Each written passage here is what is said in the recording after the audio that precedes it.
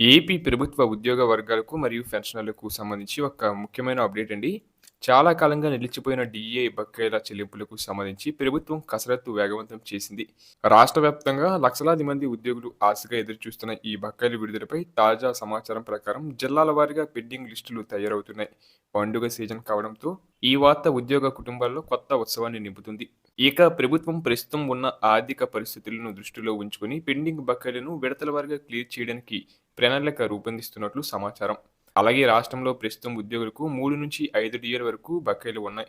ఇందులో గత ప్రభుత్వం ప్రకటించి చెల్లించినవి మరియు ప్రస్తుత ప్రభుత్వం ప్రకటించాల్సిన కొత్త డిఏలు కూడా ఉన్నాయి. ప్రభుత్వం ఇప్పటికే ట్రెజరీ శాఖకు ఆదేశాలు జారీ చేసినట్లు సమాచారం.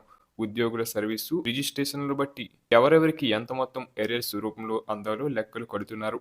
70 ఏళ్లు పైబడిన పెన్షనర్లకు మరియు అనారోగ్య సమస్యలతో ఉన్నవారికి ఈ బకాయిలను ముందుగా అందించాలని ఉద్యోగ సంఘాలు కోరుచున్నాయి.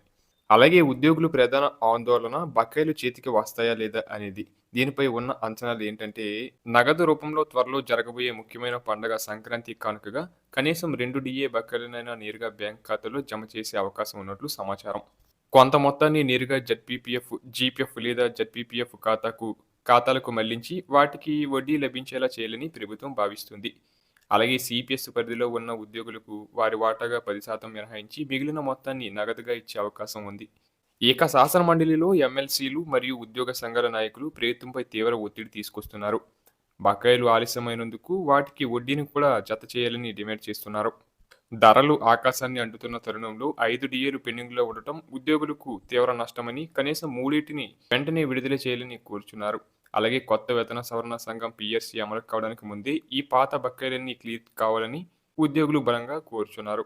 అలాగే గతంలో సాఫ్ట్వేర్ మరియు ట్రెజరీ గ్లిచెస్ వల్ల బకాయిల చెల్లింపు ఆలస్యమైంది. కానీ ఇప్పుడు ఆ సమస్యలన్నీ దాదాపు పరిష్కారమయ్యాయి.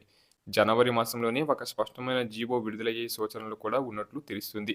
ఒకసారి జీవో వస్తే ఫిబ్రవరి నుండి మీ జీతంతో పాటు బకాయిలు కూడా కనిపించవచ్చు.